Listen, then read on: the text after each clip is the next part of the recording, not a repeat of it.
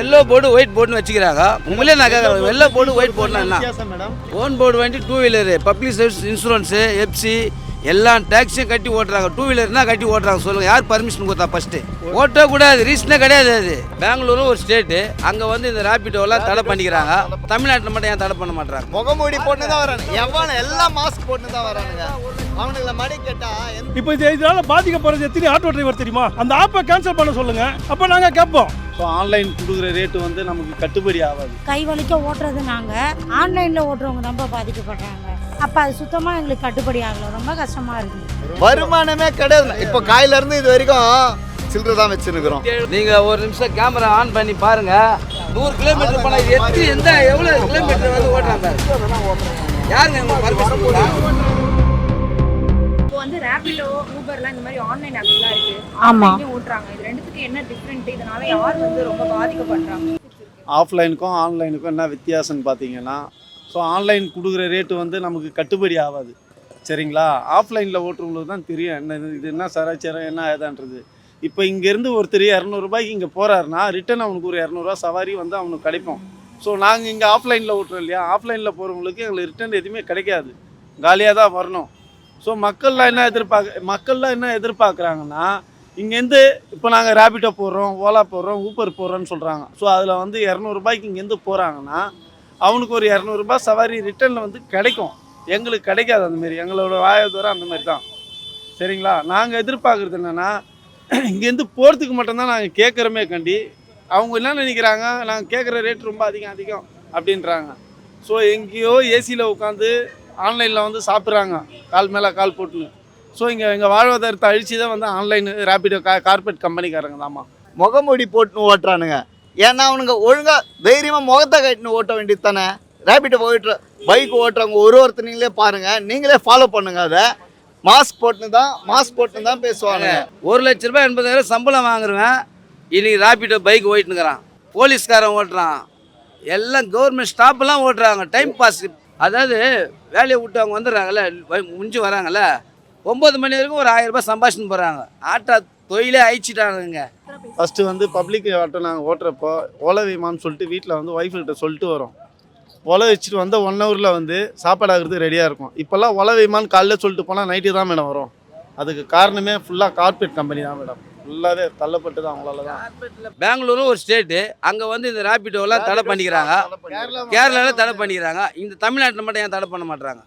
ஊப்பரு, ஓலா ஓட்டுறவங்க வந்து வேறு வழி இல்லாமல் இப்போ ஓட்ட ஆரம்பித்த காரணம் என்னென்னா, இந்த டூ வீலர்காரன் உள்ளே வந்த பிறகு தாங்க.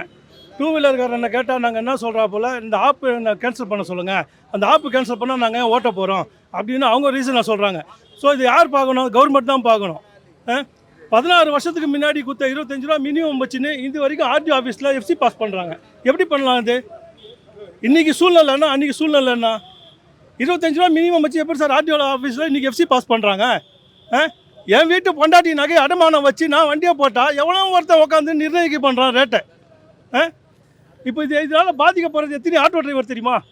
இதெல்லாம் யாருங்க பார்க்கணும்? கவர்மெண்ட் தாங்க பார்க்கணும். அந்த ஆப்பை கேன்சல் பண்ண சொல்லுங்கள், அவங்க ஓட்ட போகிறது கிடையாது. அப்போ நாங்கள் கேட்போம், இப்போ எத்தனை குடும்பம் எத்தனை வாழ்வாதாரம் பாதிக்குதுங்க, இதில் எத்தனை ஆட்டோ டிரைவர் கஷ்டப்படுறான்னு தெரியுமா? நிறைய பாதிப்பு இருக்குது மேடம். கவர்மெண்ட் ஜாப்பு, நேவியில் இருக்கிறவங்க கூட இது பைக்கு போட்டு ஓட்டிகிட்டு இருக்காங்க மேடம். அதனால் ஆட்டோக்காரங்களுக்கு ஃபுல்லாக வாழ்வாதாரம் அடிப்படுது மேடம். பெண்களும் நிறைய பேர் பாதிக்கப்படுறாங்க. இது கவர்மெண்ட் விஷயமா வெளியே தெரிய போகிறது இல்லைங்க மேடம். தடை கவர்மெண்ட் ஆப்பு கொடுத்தாலே போதும் மேடம். ஆந்திராவெல்லாம் ஆந்திரா ஆப்புன்னு கொடுத்து ஓட்டிட்டு கிலோமீட்டர்னாவோ அது காசை வாங்கிக்கிறாங்க. அங்கே இதே மாதிரி தமிழ்நாடு ஆப்புன்னு போட்டு விட்டாலே அது போதும் மேடம். அப்படிலாம் ஒன்றும் இல்லைங்க மேடம். நம்மளுக்கு கிலோமீட்ரு இவ்வளோன்னு கொடுத்தா நாங்களும் ஜாஸ்தியாக கேட்க போகிறது கிடையாது. அது கிலோமீட்டர்னா எழுது காசு அதை வாங்கிட்டு போகிறோம். நாங்கள் எல்லாரோட வாழ்வாதாரமும் அடி போகிறதுமா. ஓன் போர்டு வண்டி two wheeler, public service auto தான். அதில் எப்படி நம்பி போக முடியும்? இன்சூரன்ஸு, எஃப்சி எல்லா டேக்ஸையும் கட்டி ஓட்டுறாங்க. டூ வீலர்னா கட்டி ஓட்டுறாங்க. சொல்லுங்கள், யார் பர்மிஷன் கொடுத்தா? ஃபஸ்ட்டு ஓட்டக்கூடாதுங்க, ரீசனே கிடையாது. அது ஓட்டக்கூடாது, ரீசனே கிடையாது. அது எல்லோ போர்டு ஒயிட் போர்டுன்னு வச்சுக்கிறாங்க. எல்லோ போர்டுன்னா ஒயிட் போர்டுன்னா என்ன உங்களே நான் கேட்குறேன். எல்லோ போர்டு ஒயிட் போர்டுன்னா என்ன? எல்லோ போர்டு வந்து பப்ளிக் சர்வீஸ், ஒயிட் போர்டு வந்து ஓன் யூஸ். சரிங்களா? அதில் ஏற்றிட்டு போயிட்டா கூட யாராவது ஏதாவது ஆனால் கூட அவங்களுக்கு எந்த இன்சூரன்ஸும் கிடையாது. அதில் எல்லாமே சிக்னல் கிராசிங்லாம் எவ்வளவோ கேஸ் இருக்குது. இயர்லி வந்து எப்படி இல்லாத ஒரு 4500 5000 வந்து காவல்துறைக்காரங்க வந்து ஃபைன் போடுறாங்க. சரிங்களா? எல்லாத்துக்கும் வந்து ஃபைனை கட்டிட்டு நாங்கள் லாஸ்ட்டாக எஃப்சி பாஸ்பேட் வந்து நாங்கள் இங்கே வந்து நிப்பாட்டி நாங்கள் வந்து ஓனாக வந்து ஓட்டுறோம். நாங்கள் இங்கே ஓகேண்ணா, இப்போ வந்து மோஸ்ட்டாக ஆஃப்லைனில் ஓட்டுறவங்கள வந்து நம்பி போகலாம். ஏன்னா ஆன்லைனில் ஓட்டுறவங்கள வந்து நம்பி போக முடியாது. அதனால கேர்ள்ஸ்க்கும் உமன்ஸ்க்கும் நிறைய ப்ராப்ளம் இருக்குது. அதை பற்றி என்ன நினைக்கிறீங்க? சேஃப்டி யாருக்குமே சேஃப்டி கிடையாதும்மா. நாங்கள் ஆட்டோவில் வந்து இன்சூரன்ஸ் போடுறோம், கஸ்டமருக்கு இன்சூரன்ஸ் போடுறோம். அவனுக்கு என்ன இன்சூரன்ஸ் ஆக்சிடென்ட் ஆனாங்க, எத்தனை பேர் ஆக்சிடென்ட் ஆகிறாங்க. ஆனால் கவர்மெண்ட்டு எந்த வித நடவடிக்கை எடுக்கல. அதுக்கு 2 வீலர் எடுத்து வந்து இங்கேயே ஏற்றுறானுங்க. லேடிஸுங்களே பொம்பளை பசங்க அந்த பொம்பளை பசங்க எத்தனை பேர் செத்துருக்காங்க. அதனால் இதுவரை கவர்மெண்ட் எதுவும் நடவடிக்கை எடுக்கலை. இங்கேயே அதை 2 வீலர் எடுத்து மாதிரி ஏற்றின்னு போகிறானுங்க. அப்போ நாங்கள் எதுக்கு இன்சூரன்ஸ் கட்டணும், எதுக்கு டாக்ஸி கட்டணும், எஃப்சி போடணும், எதுக்கு பண்ணணும்? எங்களே வந்து ஓன் போர்டு ஆக்கிக்கலாம்ல. நாங்களாம் வந்து அதுமாரி போட்டு போகலாம்ல. நாங்களும் எங்களுக்கு அப்போ எம்சிபிசி இன்சூரன்ஸு அது கேஸு எதுக்கு நாங்கள் கட்டணும்? நாங்களும் அதேமாதிரி ஓன் போர்டு ஆக்கிட்டு நாங்களும் வந்து ஏன் கட்டணும்? நாங்களே போயிட்டு போவோம். அதேமாதிரி மாத்திரம் நம்ம கவர்மெண்ட்டு சொல்லியிருக்காங்க மீட்ரு போடுறேன்னு சொல்லிக்கிறாங்க. இது வந்து மீட்ரு போடல, ஒன்றையும் போடல. கிலோமீட்டருக்கு எங்களுக்கு 30 ரூபா கொடுக்குறோன்னு சொன்னாங்க. அது கொடுத்தா நாங்கள் மீட்ரு போட்டு ஓட்டின்னு போவோம்ல.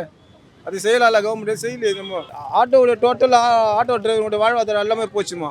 இது என்ன கவர்மெண்ட் தான் முடிவு எடுக்கணும். இதுக்கு நாங்கள் யாரும் முடிவு எடுத்தோம். எந்த தலை சங்கமும் ஆகி போச்சு. எந்த சங்கமும் இதை நடவடிக்கை எடுக்கலை. ஸ்ட்ரைக் பண்ணுறாங்க, எந்த சங்கமும் நடவடிக்கை எடுக்கலை. மீட்ரு போட்டு கொடுத்தா ஓட்டுவோமா நாங்கள் எல்லாமே. ஓலா ஊப்பர் எடுத்துகிட்டு ராபிட் எல்லாத்தையும் எடுத்துகிட்டு நீங்கள் மீட்ரு போட்டு கொடுத்துங்க. மீட்ரு போடாமல் ஓட்டினா நீங்கள் ஆட்டோ டிரைவர் மேலே நடவடிக்கை எடுக்கலாம். 1.5 லட்சம் பேர் கிண்டியில் ஸ்ட்ரைக் பண்ணுறோம். ஆட்டோ ரேபிட்டோ பைக் ஓட்டக்கூடாதுன்னு சொல்லி இதே 1.5 லட்சம் பேர் ஸ்ட்ரைக் பண்ணி ஆர்டர் காப்பி வருது. நான் ரேபிட்டோ பைக் ஓட்டக்கூடாதுன்னு சொல்லி அதே இது வந்து மறுபடியும் வந்து என்ன ஆகுதுன்னா காப்பி மறுபடியும் வந்து போக்குவரத்து துறை அமைச்சர் என்ன பண்ணுறாரு, ஓட்டலாம், இதுக்கும் எங்களுக்கும் சம்மந்தம் கிடையாது. என்னது எங்களுக்கும் இது ஒண்டிய அரசாங்கம் சம்மந்தப்பட்டது, எங்களுக்கும் இதுக்கு சம்மந்தம். இந்த கவர்மெண்ட்டில் நீங்கள் எதுக்கு இருக்கிறீங்க? ஒண்டிய அரசாங்கம்னா தமிழ்நாடு கவர்மெண்ட்டு தானே. நீங்கள் எவ்வளோ பேர் சூசைட் பண்ணி கூட செத்துருக்காங்க இந்த ஆட்டோ தொழிலாளிங்க. வருமானமே கிடையாது. இப்போ காயிலேருந்து இது வரைக்கும் இந்த சில்லறை தான் வச்சுருக்கிறோம். இந்த சில்லறை தான் வச்சுருக்கிறோம். காயிலேருந்து உட்காந்துக்கிறோம். கொஞ்ச நேரத்தில் பாருங்கள் எத்தனை 2 வீலரில் வந்து இறங்குது, எத்தனை ஆட்டோவில் வந்து இறங்குது, எத்தனை காரில் எத்தனை பாருங்கள். எல்லாம் 2 வீலர் தான். சிங்கிளாக பர்சனாக ஒரு ஆளுங்க அழகாக ஆட்டோவில். இப்போலாம் வந்து 2 வீலர் தான். அவனுங்களை மடி கேட்டால் எந்த ஊருன்னு கேட்டால் நான் வந்து அரியலூரில் இருக்கிறேன், திருச்சியில் இருக்கிறேன். இதுக்கு எங்கே வந்துங்கன்னா நான் இங்கே வேலை செய்கிறேன் ஆஃபீஸில் அப்படின்றானுங்க. சென்னையில் இருக்கிறவங்க யாருமே ஓட்டுறது கிடையாது. எல்லாம் மப்சலில் இருந்து வரவனுங்க தான் ஓட்டுனுக்கிறானுங்க. இது மாதிரி நடக்குது இங்கே. இப்போது பைக்கில் போகிறாங்க, அவங்களுக்கு சேஃப்டி ஒன்றும் கிடையாது, இன்சூரன்ஸும் கிளியர் பண்ண முடியாது. ஆக்சிடென்ட் எதோ ஒன்று ஆச்சுன்னா இன்சூரன்ஸ் கிளியர் பண்ண முடியாது.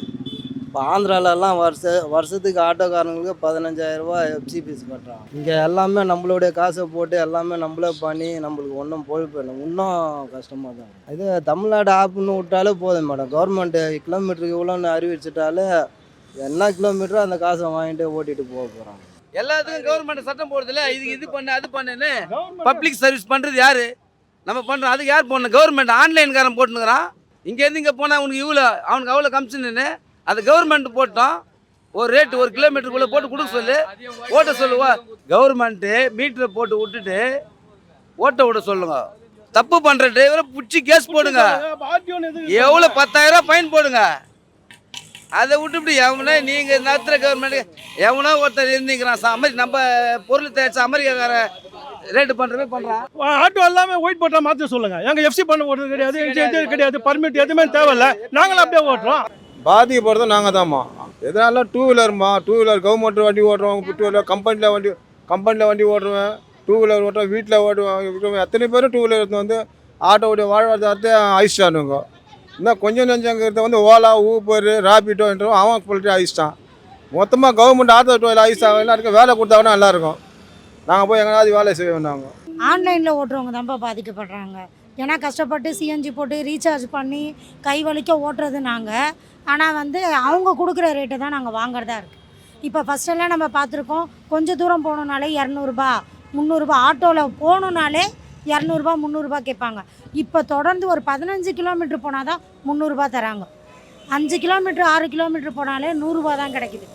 அப்போ அது சுத்தமாக எங்களுக்கு கட்டுப்படி ஆகலை, ரொம்ப கஷ்டமாக இருக்குது. சரிக்கா, இப்போ வந்து ஆன்லைன்ல ஓட்டுறது மூலயமா நிறைய உமன்ஸ்க்கு சேஃப்டி இல்லை அப்படின்ற மாதிரி சொல்லியிருக்காங்க. அப்படின்னு என்ன நினைக்கிறீங்க? இப்போ தான் நாங்கள் 200 ஆட்டோ விட்டுருக்காங்களே, இப்போ பிங்க் வண்டியாக 200 வண்டி விட்டுருக்காங்க.